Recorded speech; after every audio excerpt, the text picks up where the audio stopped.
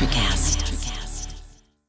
This episode is brought to you by Shopify. Whether you're selling a little or a lot, Shopify helps you do your thing, however you cha-ching. From the launch your online shop stage, all the way to the we just hit 1 million orders stage. No matter what stage you're in, Shopify's there to help you grow. Sign up for a $1 per month trial period at shopify.com/special offer, all lowercase. That's shopify.com/special offer.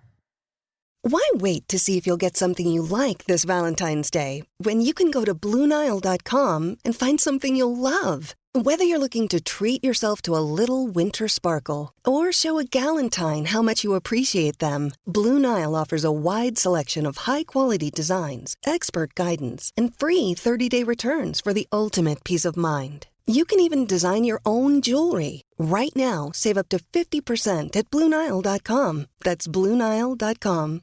On this episode of the SNSW podcast, we have reaction to the decision of 3 major sports leagues to boycott play because of the shooting of Jacob Blake.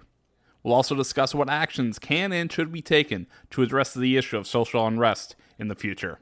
This is the SNSW podcast, and it's all relative.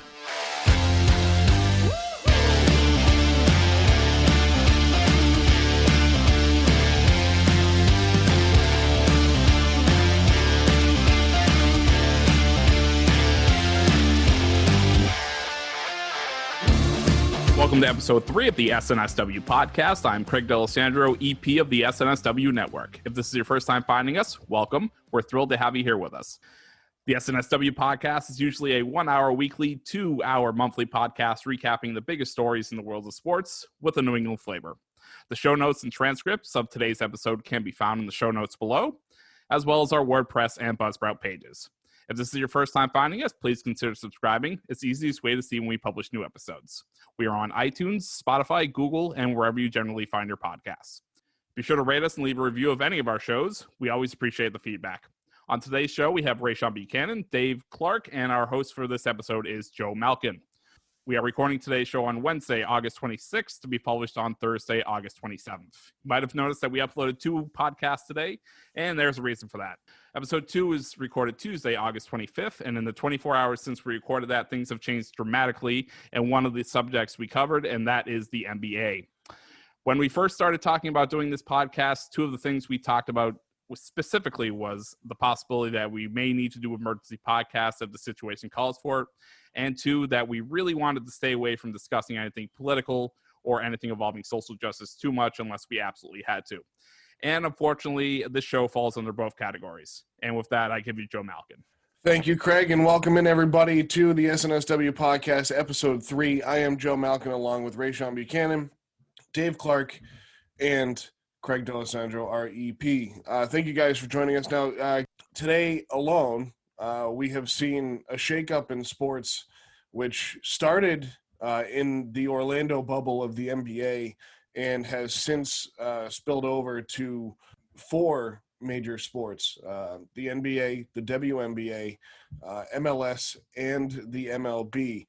And that issue is the shooting of Kenosha, Wisconsin resident Jacob Blake this past weekend. And the NBA today finally said they have had enough and they are boycotting. It began with the hometown Milwaukee Bucks, or I should say Wisconsin home Milwaukee Bucks. And that spilled over to the Rockets and the Thunder. And then the Celtics and Raptors decided to boycott their game as well. Shortly after those NBA teams decided to boycott, the NBA officially canceled all 3 games, or at least postponed them. I shouldn't say canceled. They postponed those 3 games until further notice. And shortly after that announcement was made, it was said that the Milwaukee Brewers of Major League Baseball decided to strike from their game against the Cincinnati Reds this afternoon or this evening.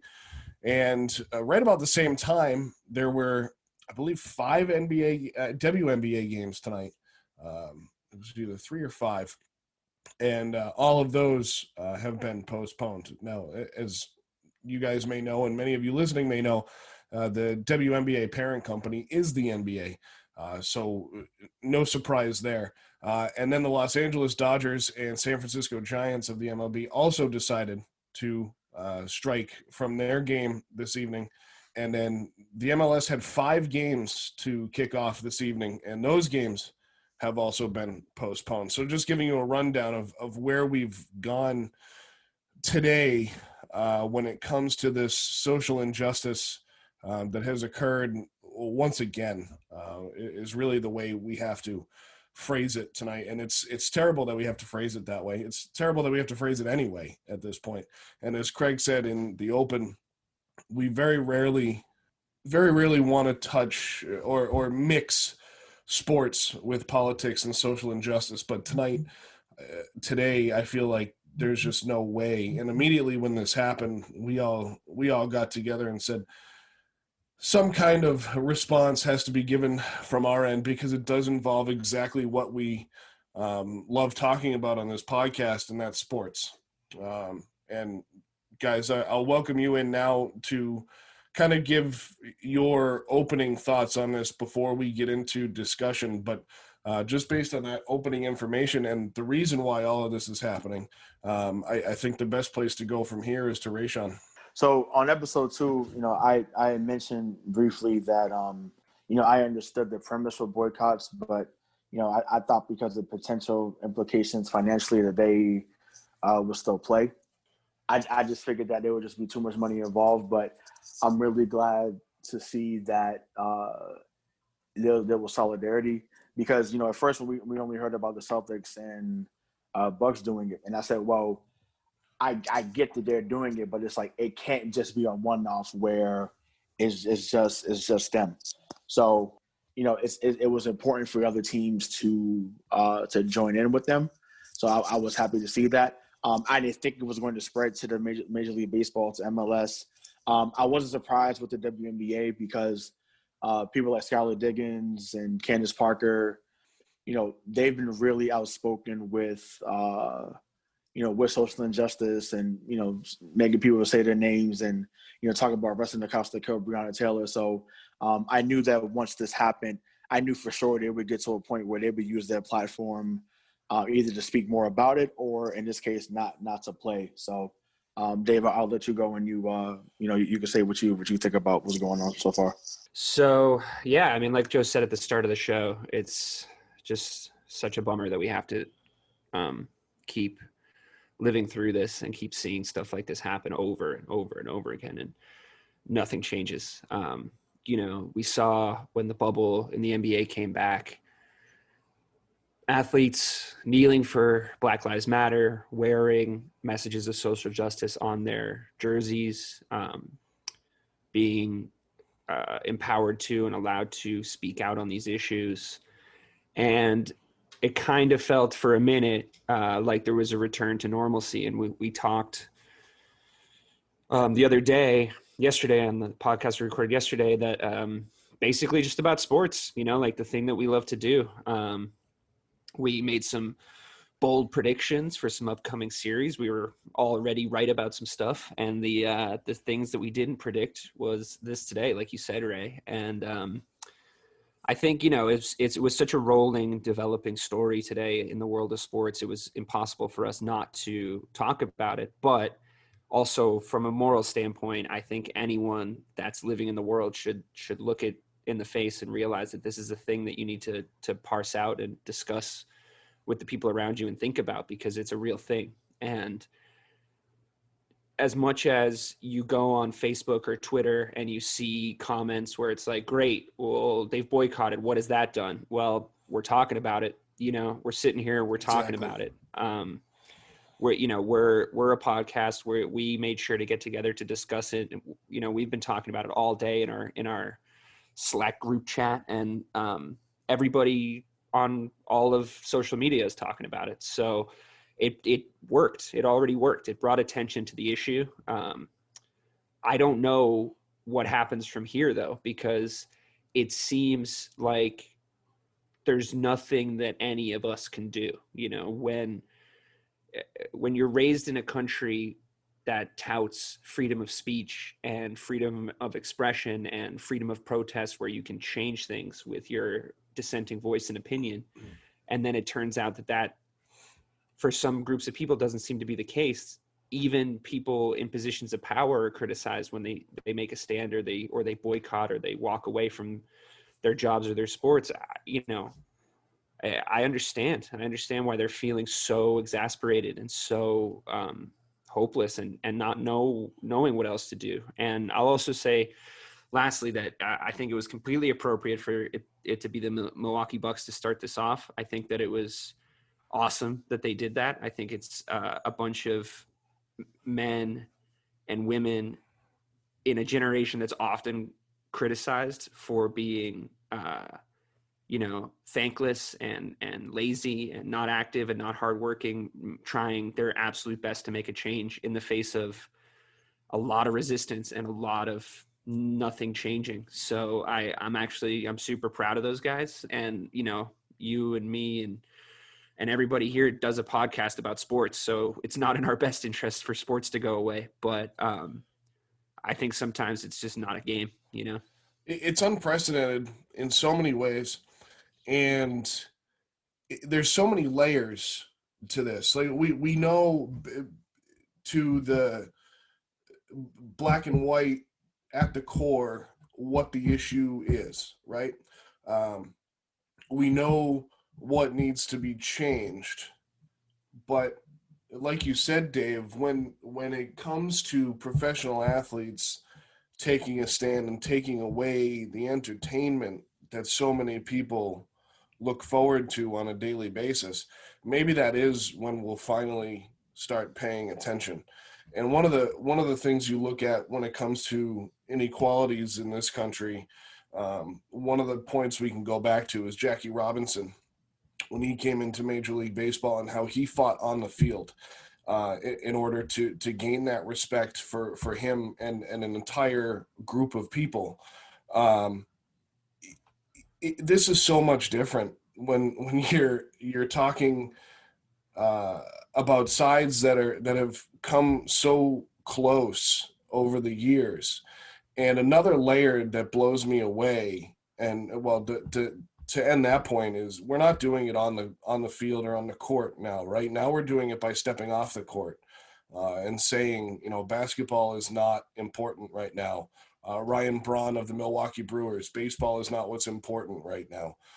The WNBA, each team that's in their bubble took a stand or took a knee on the court that they all play on after announcing that their games had been postponed this evening.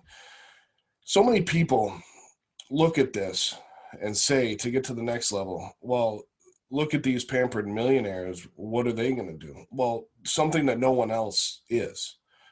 These pampered millionaires who have worked so hard to get where they are. We're not talking about slackers. I mean, you look at LeBron James and have your opinions about the man, but he has a platform that he's using. And so are so many other NBA players, whether they be black, white, Hispanic, it doesn't matter. Every NBA player that decided tonight to take a stand has done something good for humanity. Because, I think we've all said it. I've said it a million times, but one of us said it this afternoon. And so we're talking about humanity. Like it's a very simple concept when you break it down. And I know that you guys have seen it and so many opinions on social media, whether it be Twitter or Facebook, of people that we all kind of know where they sit on the spectrum, and saying things like, well, I didn't watch the NBA anyway. Well, that's your prerogative. I mean, that's fine, but we didn't need to know that now you're going to continue to not watch it because of this. I mean, that just blows me away. That's your prerogative if you don't want to watch it. But if you're not going to watch it because you think the whiny millionaire should shut up and play ball, I think it's time to look at the whiny millionaires that are elected officials who decide to do nothing with this issue. And that's why it takes the whiny millionaires to start something, to get stuff moving. I just, we all know it. And I want to make sure I'm directing this conversation, especially towards you guys. So, I mean, jump in and add whatever you want at some point, because I don't want this to be the Joe show here. I did express some of my thoughts earlier on this and every other issue, but we're not dealing with sports here. This isn't what we're talking about. It's not shut up and play. All right. There will be repercussions on both sides of this, but as Dave said in his opening statement, we hold ourselves to this standard where the First Amendment matters so much, and it does, right? I mean, that's, if we want to get historical on everybody, that's what we left as a nation to get what we have. We left a nation that did not allow us the freedom of speech, the freedom of religion, the freedom of press, the freedom to assemble, the freedom to protest. They didn't allow that, but now we have that. And as Dave said, we are now shunned for doing those things. So at what point, Rayshawn, I'll kick this question to you. At what point does the peaceful protests, not the rioting and the looting, but at what point do the peaceful protests make a difference and steps are taken? I mean, this is a fight that has been fought for so very long. So at what point do athletes stepping off the court, at what point does that make a difference? Well, I mean, I think it could start now, you know. Like I said, like we talked about, we didn't think that it was something that was going to actually happen, but the fact that they came together, talked it out, thought it out. This is actually what Kyrie Irving was speaking about, and I knew I had to bring this up when we would talk about this, because I remember slamming him. I think some of us have slammed him for his thoughts. I very rarely agree with him, but he was spot on. He was spot on about what he was saying, and some owe him an apology, to be honest. He talked about it being bigger than basketball, and we just made it as a default. Well, you're just saying this because you're not playing, and it's easy to say don't play when you're not playing and you're not going to be in the playoffs or whatever.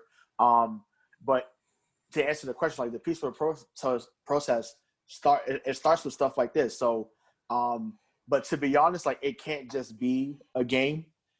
It can't even be two games. Like they may go ahead and just go drastically and just say, we're just going to end the season. And I want to say this on air. I want to say this for the record. I had to check my privilege or check my mindset or ego at the door. So yesterday I was thinking like, I'm like, okay, I want to see the second round. I want to see the Celtics play the Raptors. I want to see, but it's like, wait a minute.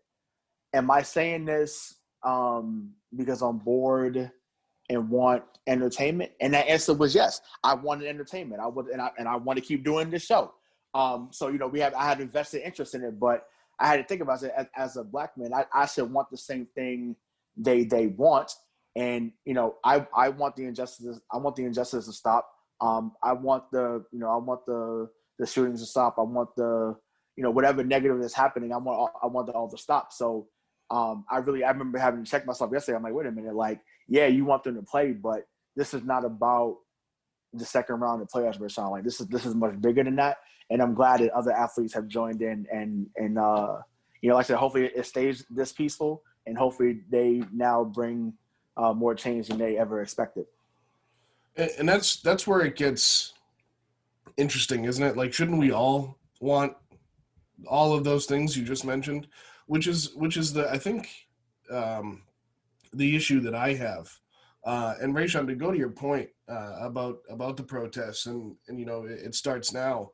The problem is it started so very long ago, and we talked just before we got on that there was a resurgence about 4 years ago in a preseason NFL game where a quarterback for the San Francisco 49ers by the name of Colin Kaepernick took a knee during the national anthem and shocked the entire sports world, shocked the nation, shocked the world, that he took a knee during the national anthem of the United States. And that was 4 years ago to the day, which is kind of eerie in a way. But also, why now? Why now is the commissioner of football saying, "Oh, I should have listened then"? I've always learned in cooking that it's best to put the pasta in the pot before the water boils over the sides, and not wait for something bad to happen, but before we prevent things. So, I mean, this started so long ago. And Dave, I can hear you over there, and I'll let you take over here because I know you have some thoughts on this. Go ahead. I think it's such a good point you just brought up, where it's this thing of the idea that people completely missed the point of Colin Kaepernick's protest, you know, and even though he was saying it, they completely missed the point. They missed the point of the George Floyd protest that happened, you know, this year. And you start to ask yourself, why do they keep missing the point when you're explaining it to them? Why are vast swaths of people completely missing the point? It's because they don't want to hear it. Roger Goodell didn't want to hear it. You know, he didn't want to be at the center of this conversation. He just wanted to keep making money hand over fist with the NFL, which, you know, I mean, there's a part of me that doesn't begrudge him that emotion. I begrudge him his reaction, and I begrudge him the idea. I begrudge him everything he did after that and how he completely screwed up his reaction to the Kaepernick protest. But like Ray said, it's in us to have personal biases. It's in us to have the first thing that happens. The first thing that you think is, well, how does this affect me? Like what do I want? You know? And even Ray, as a black man, was like, oh, but I want basketball to still be playing. You know what I mean? And it's like, so then you look around the rest of the country and you can understand that how people don't immediately and initially themselves understand what's going on because it's not their experience, you know? Isn't that ironic at the same time? Like let's stop and think about how ironic that is. So we hear today, and kind of hypocritical in a lot of ways. If you look at, again, I can't believe there's two sides to this argument, but if you look at, not this argument, but just in general, there's two sides to the coin. The NBA, shock and awe, right? Like, hey, by the way, we're just not showing up. We're going to sit in the locker room. Like, the Orlando Magic are on the floor. The Bucks don't come out for pregame warmups, and that's that. And now all of a sudden it's, whoa, what's going on? And what do human beings not like the most is sudden and immediate change.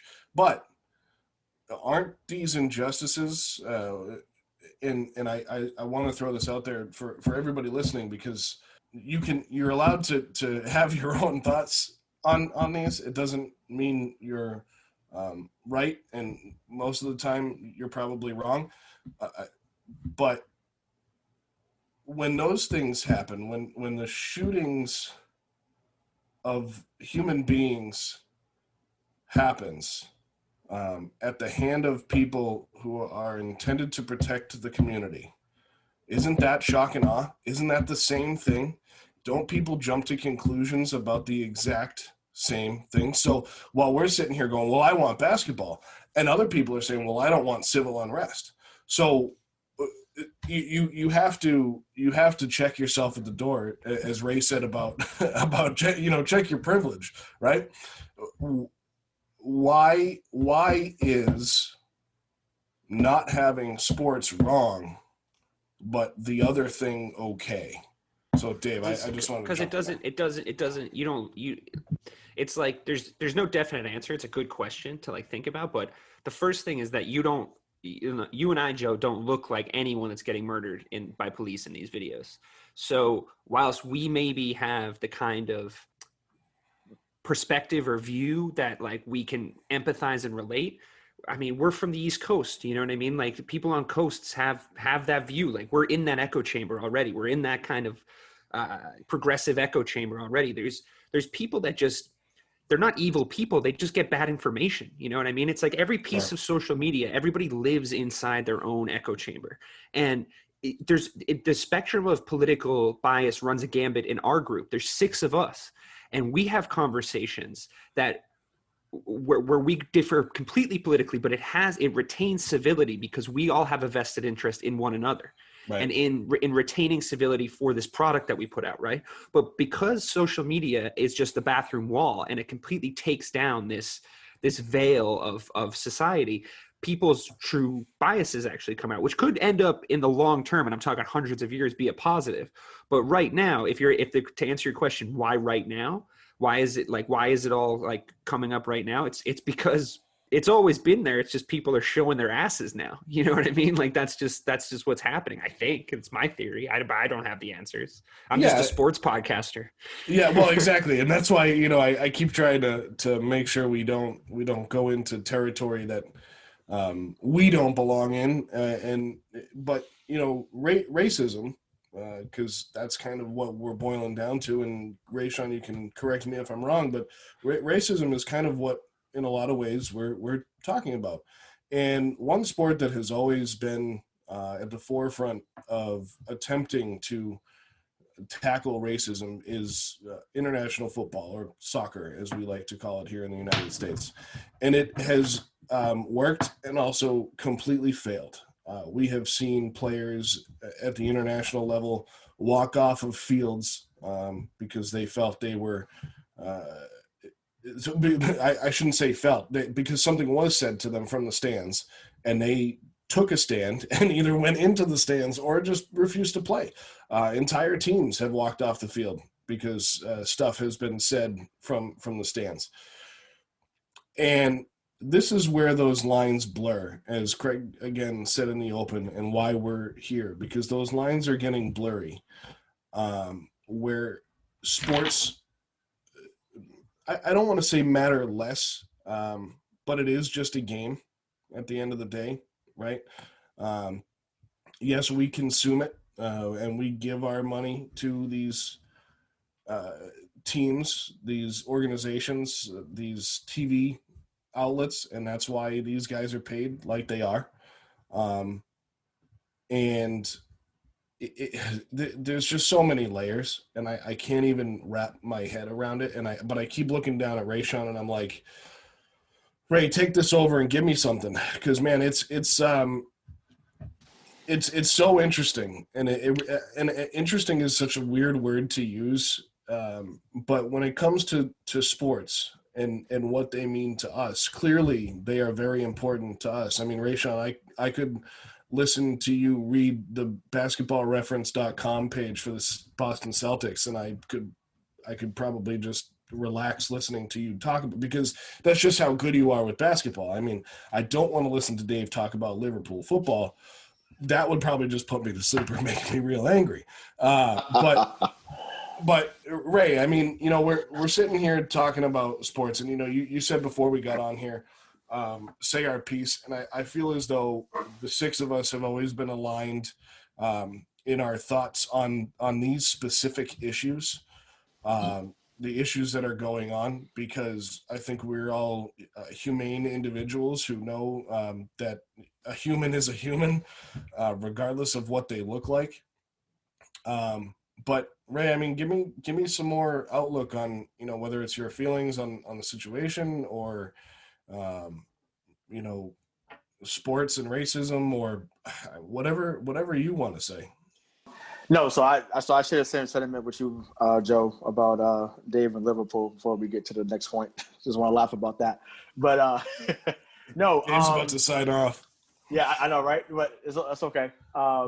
No, but I mean, I'm glad that you guys have said the things that you said, because to me, that's how the conversation goes further. I think sometimes, we get worried about, saying the wrong thing, or we don't know what to say because we haven't been in a situation. And that's okay. As long as you're sharing how you empathize with something, and that you try to, that you seek understanding, because to not seek understanding or to be silent really means that you're being compliant, and that you're okay with what's going on. So it's important to speak out. So whether you're using Facebook, Instagram, Twitter, you send out text messages or whatever. Do that. Tell a friend that you have that's a person of color, how you feel about them. But let it be genuine, not just because something's going on. Like I said, I've known you guys for 10 plus years. And it wasn't just because something happened to George Floyd that I heard from you guys. You know what I'm saying? Like, I think that's another thing too. But to tie it back into with the athletes, I want to touch on the NFL because someone had asked me, had texted me, well, do you think that the NFL is going to play? And I said, yeah, I do. I don't think that they're going to say maybe much on the issue, and that's mainly because they're what's the word? They're not proactive. They're reactionary. So something happens and they want to react, which is why Roger Goodell's been going on this redemption tour, so to speak. And yes, we know they dropped the ball with Colin Kaepernick. They dropped the ball with a lot of things in the NFL, but I think now they need to lean on the Richard Shermans of the world. They need to lean on someone like Ryan Clarke is not playing anymore, but that's someone I think they should connect with when they do NFL symposiums. Like, have these conversations with these players about how to make things better, not just within the NFL, but how the NFL is going to convey a message to its audience and to the world. We can no longer be reactionary. We have to be proactive in how we handle this. So whether that's in sports, whether that's in everyday life, we just have to get there. So like I said, I appreciate you, Joe. I appreciate you, Dave. I appreciate you, Craig, for being individuals that want to be agents of change and not just stand by the sidelines and let things just happen and just be said just because you're scared of what someone's going to say or think about you.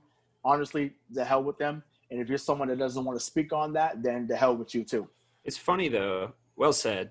It's funny that the spectrum that it runs though, isn't it? Because you literally have one end of it where it's us trying our best to have a conversation about race, about how it relates to the subject matter of our podcast, about how we relate to each other. But you also have Colin Kaepernick kneeling and a group of people just saying Black Lives Matter, just matter, not like better or like above or anything, just matter, just like exist and just want to be taken as a human life, right? And sports, to relate it back to that, has always been both progressive and racist at the exact same time. It's like, especially the NBA. Yeah, I mean, it's like, but I read today that the last boycott of a game was actually Bill Russell and the Celtics in the 60s. The last time players, in response to racial injustice, the last time players sat out, which, Boston's got its own set of problems with race and everything that go along with it. But the spectrum that it runs is people saying keep politics out of sports, keep this out of sports. It's always been a part of sports. It never hasn't. It can hold itself up as a paragon when baseball players are crossing the color barrier. But then you go, why was there a color barrier for so long? You know what I mean? Right. Like why, and it can be people sitting on the sidelines, like you were saying, like yelling at players, but also watching these players participate in the commodity that you're purchasing. You know what I mean? It's like how can you watch basketball and be a fan of the NBA and say, oh God, just get on with it. Like it's like it's predominantly an African-American league. You know what I mean? Like what they say is what you should take seriously. That happens because, and we've all been guilty of this as well. I think, I don't want to speak for y'all, I'll speak for myself. When you see someone getting a certain amount of money, you just think they're supposed to take whatever. So because LeBron's getting, 30 plus million, Russell Westbrook's getting 30 plus million. Like, for instance, I remember a few years ago, I think in Utah, a fan to yell something racially charged to him. And, Russell Westbrook is from LA. And, so he responded accordingly. And, he's Russell Westbrook's off with this. It's like, no, he's a human being. And you just can't say what you want to say because he makes millions of dollars. Yeah, because he makes the millions of dollars and you want to troll an athlete. Like, that's insane to me. That's a joke of argument. That blows me away too, because you look at the level and the work that this blows me away in so many factions of life. But when you look at professional athletes, and I want to use Richard Sherman as a good example. Richard Sherman is a black athlete. Richard Sherman has a 4-year degree from Stanford University. Richard Sherman is a brilliant human being. Just because he plays a sport doesn't mean he's not smart. Like, people could listen to this podcast and go, well, what do you guys have any say talking about this? 1, you're not black. 2, all you just talk about sports, shut up. And it's like, well, no, because you're allowed to have an opinion, and you're allowed to have a view on things, even if you don't agree with the person that's voicing that opinion. And unfortunately for us, that goes for the other side too, which, that's just life. But, and Colin Kaepernick, it's just so funny because people make excuses for professional athletes, and specifically black professional athletes. Colin Kaepernick takes a knee and starts protesting social injustice, and people immediately talk about how he was adopted by a rich white family, and got a full ride to Nevada. It's like, well, he didn't choose the family he was adopted by, number 1. And number 2, his hard work and athletic prowess is what got him a scholarship. Now I'll tell you something else on that point. I'm sorry to interrupt you, but I think it's a really good point. And I think that I'll tell you one thing that we know, being sports fans, being people that do a sports podcast, you don't get to the top 1% of the top 1% of the biggest sports in the country without being smart. Like, you just don't. Like, right. You can do like, oh, he's a dumb jock. You can do that stereotype because you watched The Breakfast Club one too many times, all you want. The fact of the matter is, raw talent doesn't get you there. And sure. Regardless of anything else, like, raw talent just doesn't get you there. You have to be smart. Like, there's players because of, and we're not going to get into this, I know, but because of the disproportionate wealth gap between races, there's players, African-American players in top sports that were in environments that the people criticizing them have no idea about, like, have no concept of understanding.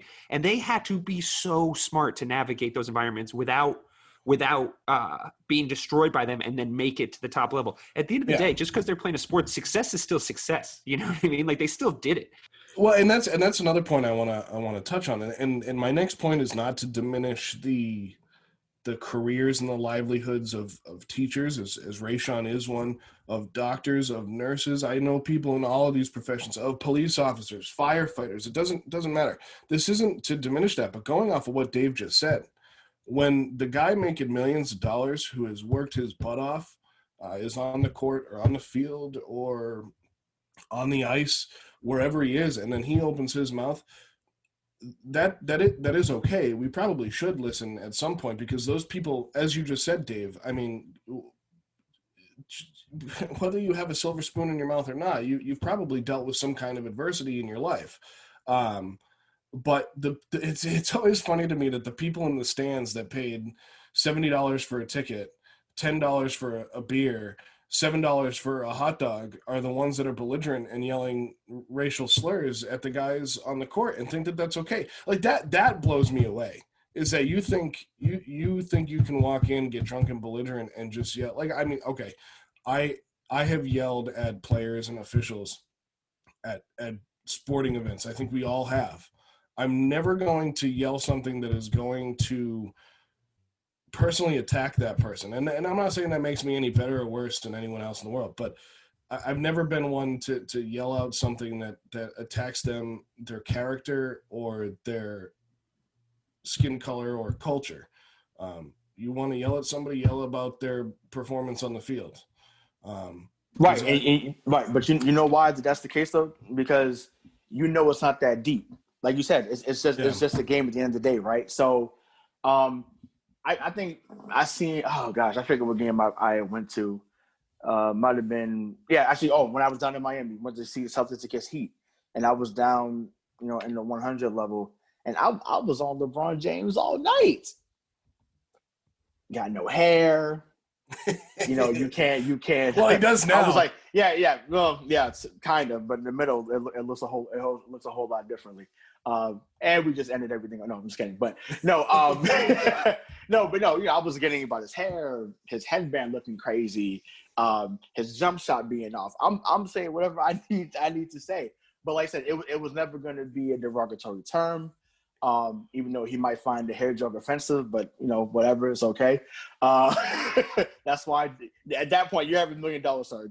Buy some hair. That and he I'll did. Say. Maybe it was you that caused him to go out and get plugs. Maybe it was me. I'll take credit for that. But it's just having to know, like, look, it's never that deep, guys. Like, so if you're listening to this tomorrow or you're listening to this in the future, know that when you go to a sporting event in the future, listen, you want to get on the athlete, that's fine. There's nothing wrong with that. But you're not to yell something derogatory, and think that it's okay. Really, it says a lot about you, and it says a lot about how much you're not looking to change. And I kind of want to shift gears for a second because we talked about this in the pre-show too. I want to give a shout out to Kenny Smith. Kenny Smith, who is he's one of the people inside the NBA on TNT, and this is gonna be a lot. There was supposed to be some games tonight, as we know, and so he spoke up there, and he mentioned about how his head was about to explode. He just kind of felt on fire, and really just impromptu just made a decision to really walk up and leave. And kudos to Ernie Johnson, who said he respected that decision. Ernie Johnson's one of the best in the game. Yeah, he is. He's awesome, and he respected the decision immediately. I'm hoping other announcers, other sports shows, they do that. So whether it's people on Undisputed, whether it's on First Things First or whatever, I hope people follow that, and not because they've seen it, but because they really feel that that's something that would help, or maybe they just don't want to talk about it in that moment, and that's okay. But go ahead, Joe. No, I was just going to say, if you have the platform to do it, do it. I know so many people on social media, whether I know them personally or have seen them through other conversations.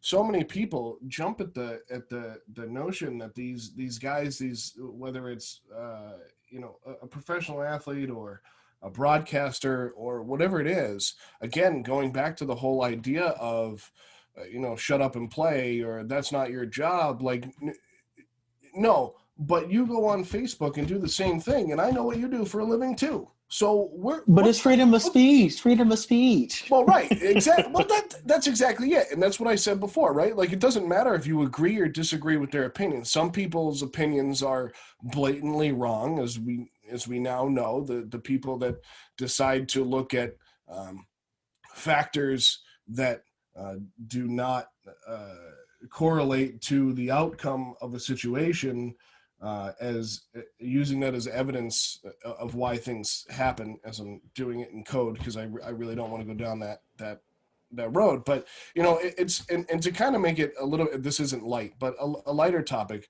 Laurent Duvernay-Tardif is an NFL lineman for the Kansas City Chiefs. Canadian born. He is, I believe he is black, and he has a doctorate in medicine and master's in surgery.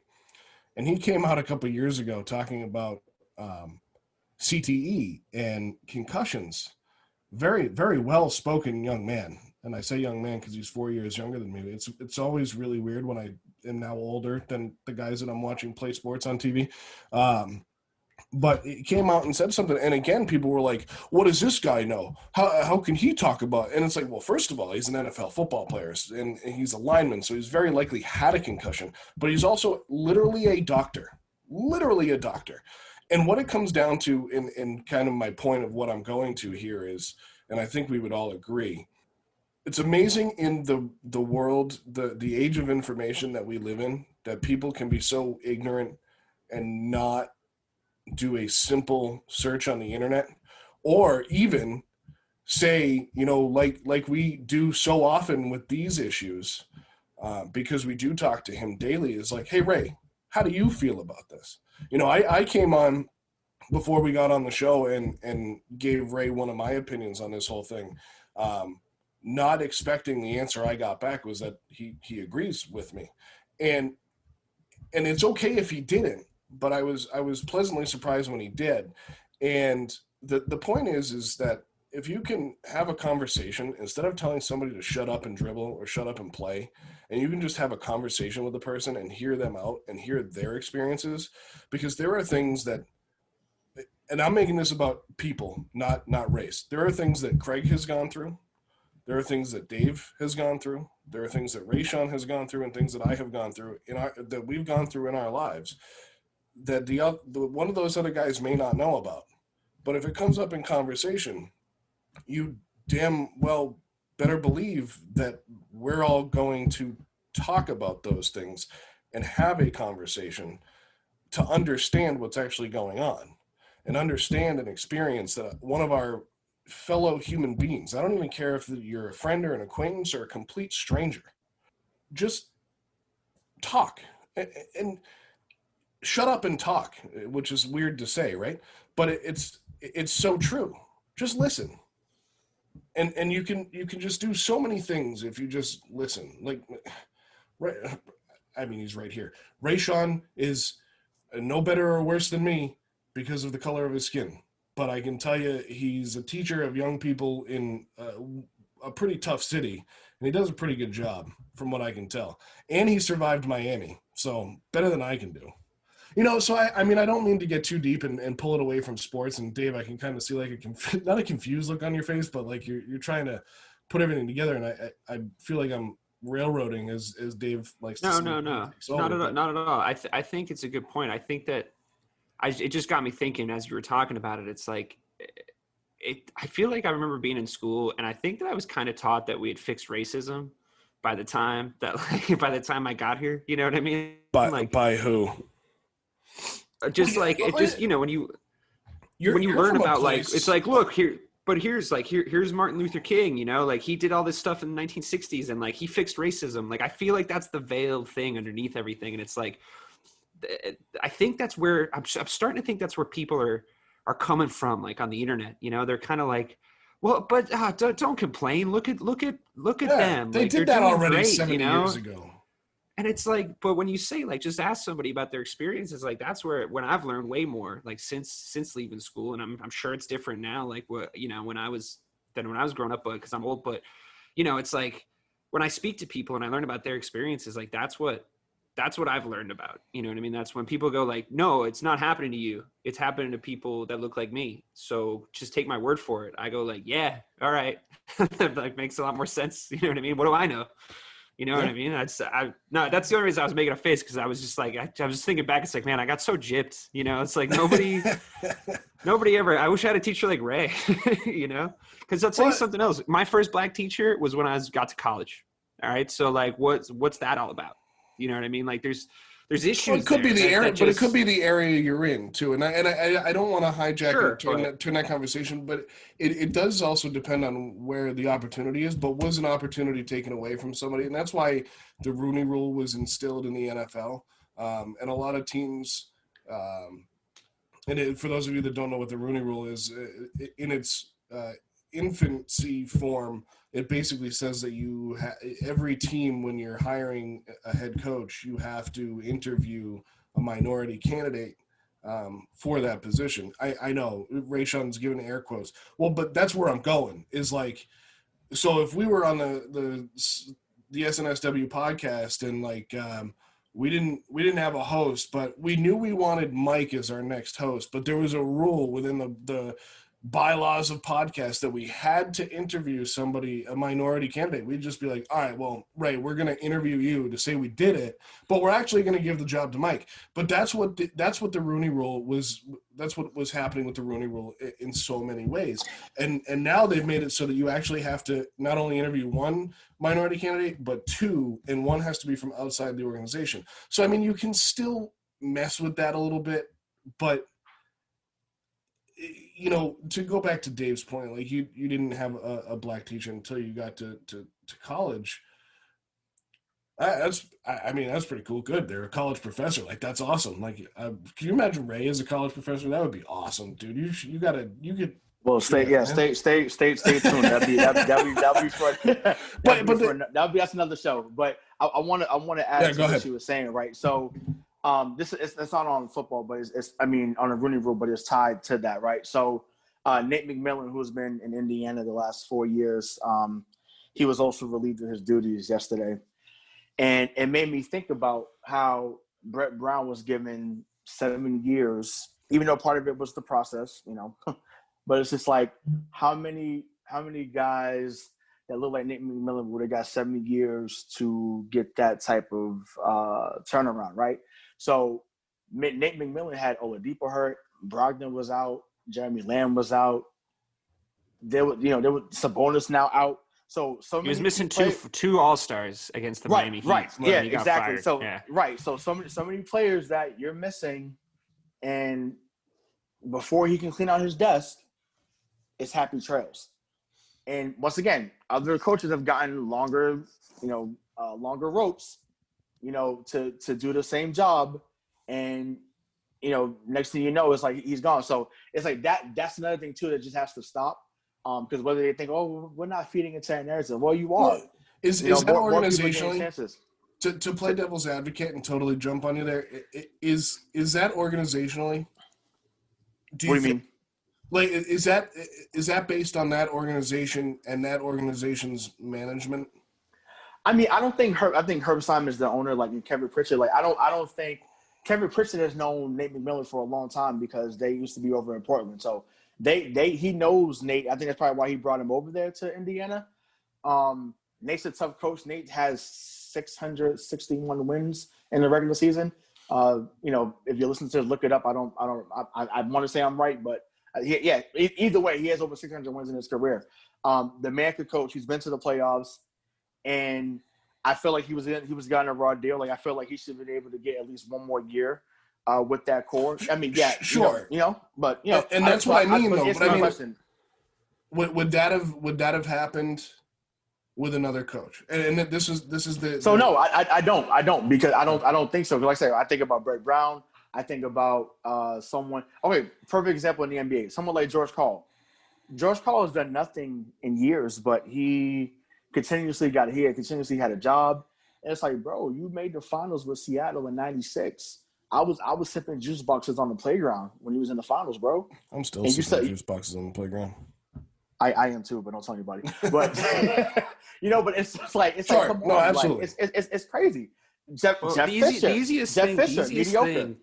easiest way for me to believe that there's insidious and systemic racism in hiring practices in sports, the easiest way to get me to believe it is that you can tell me that you can't even stop police from shooting black people on video and getting away with it. So there's probably some insidious hiring and firing practices that isn't on video, that isn't easy to point to evidence of.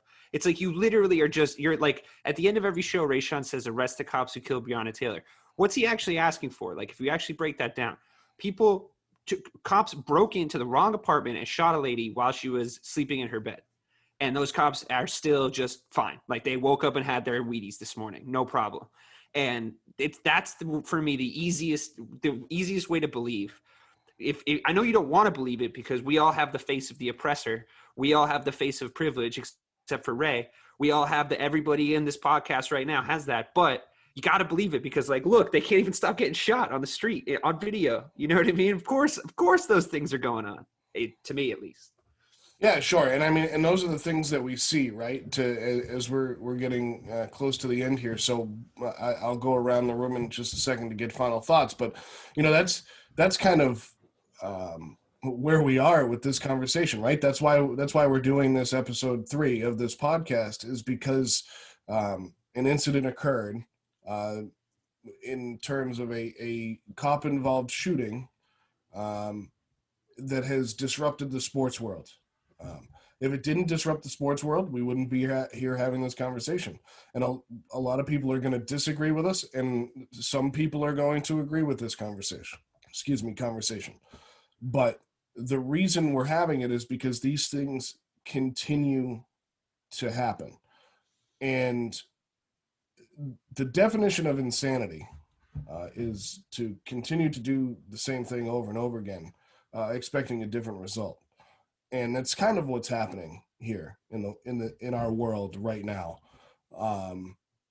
People, and before we get into laws and politics, people talk about the things that go on in this country in such a vacuum, because everyone looks at us from the outside world and thinks we're nuts, and we are as a society, as a whole society.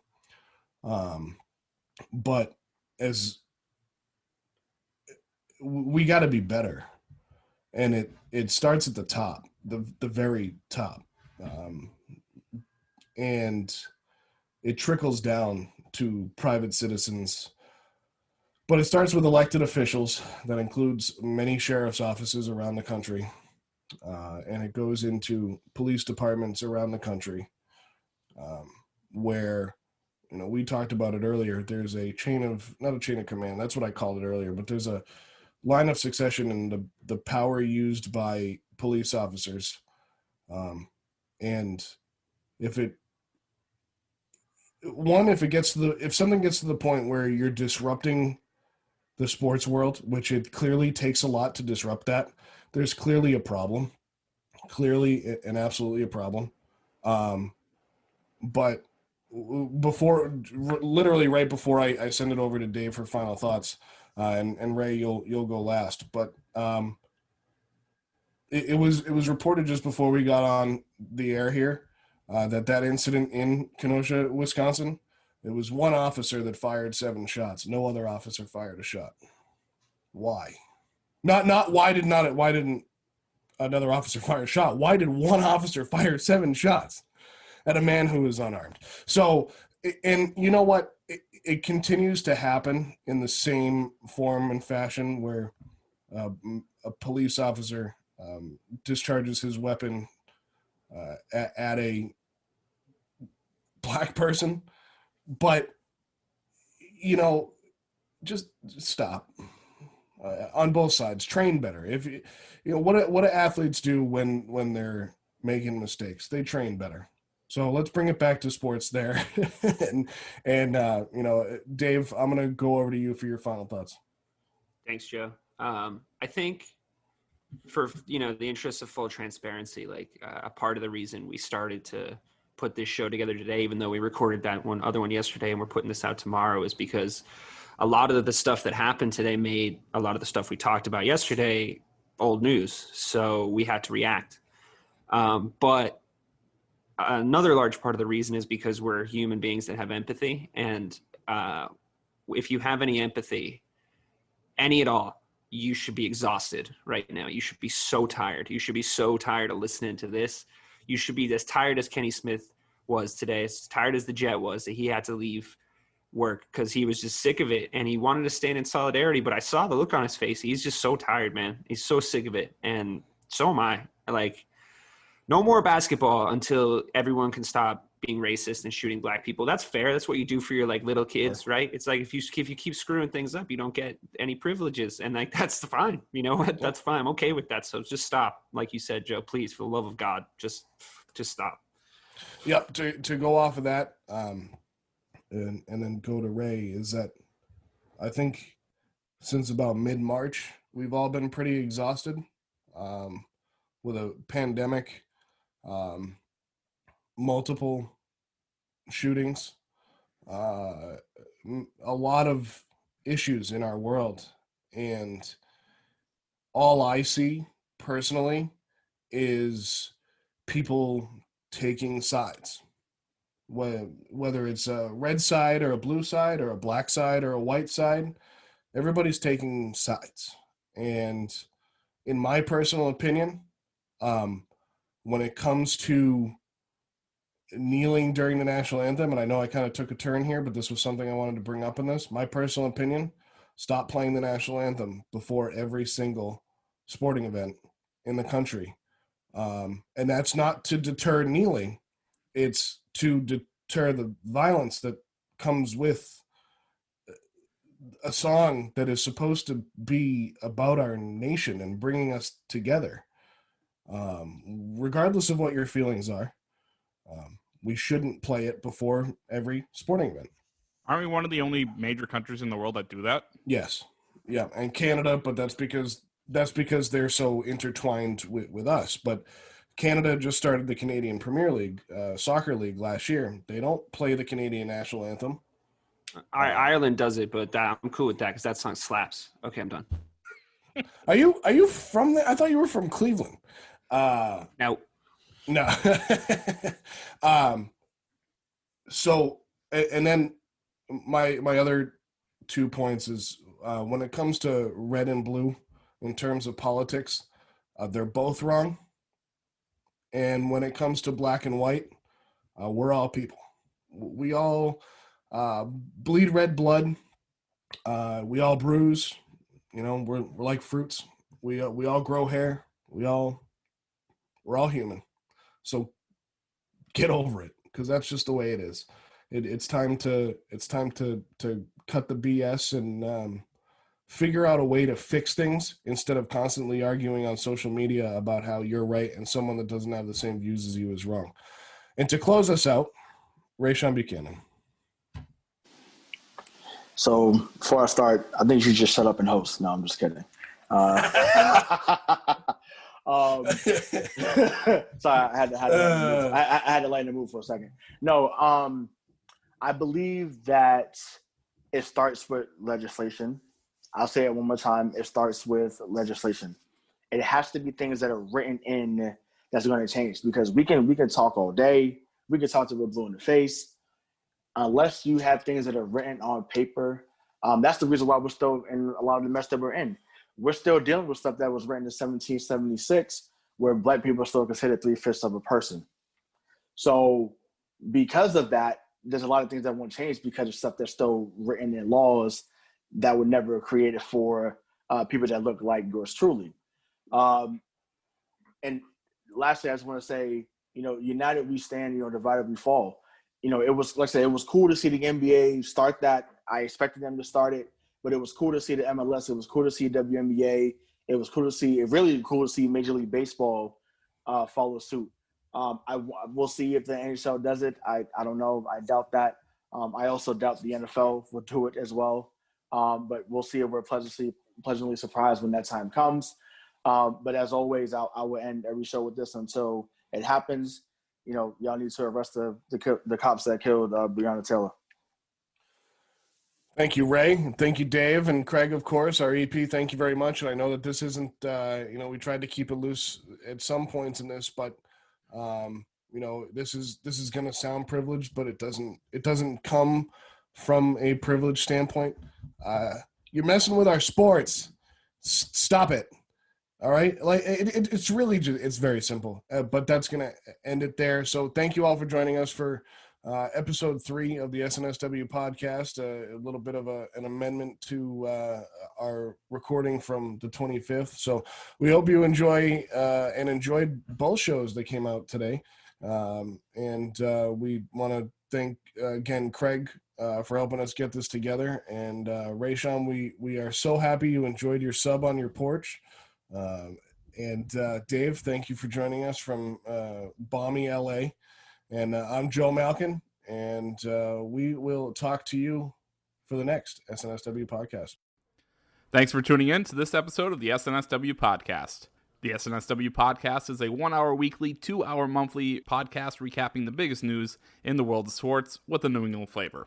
The show notes and transcripts of today's episode can be found in the description below, as well as our WordPress and Buzzsprout pages. If this is your first time finding us, please consider subscribing. We are on iTunes, Spotify, Google, and wherever you generally find your podcast. Be sure to rate us and leave a review of any of our shows. We always appreciate the feedback. And until next time, I'm Craig D'Alessandro. Thanks for listening.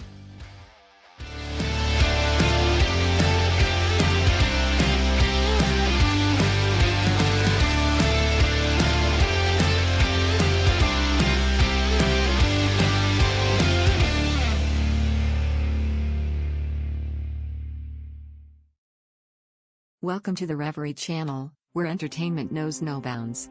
Live concerts, on-demand music, documentaries, and short films, all in stunning HD. Now on Roku TV, Apple TV, and Amazon Fire. Immerse yourself from home. And on Android and iOS for those on the move. Support creators with crowdfunding donations. Fuel their creativity. Join us in shaping entertainment's future. The Reverie Channel, where every view, every donation matters. Miles, are you ready to record our promo for Season 2 of the Wannabet podcast? David, have you ever seen a grown man naked? Miles, we're not here to quote lines from Airplane. We're here to tell people that Season 2 starts August 18th. But I like Airplane. I know you do, but Wannabet is a sports betting podcast. Each week we bet $1,000 on the NFL teams and games that we love. Well, that sounds like fun. It is fun. And last year you picked over 60% of your games correctly. How'd you do? We're not talking about that. We are telling people that they can find us every Friday. So no more movie quotes. Roger.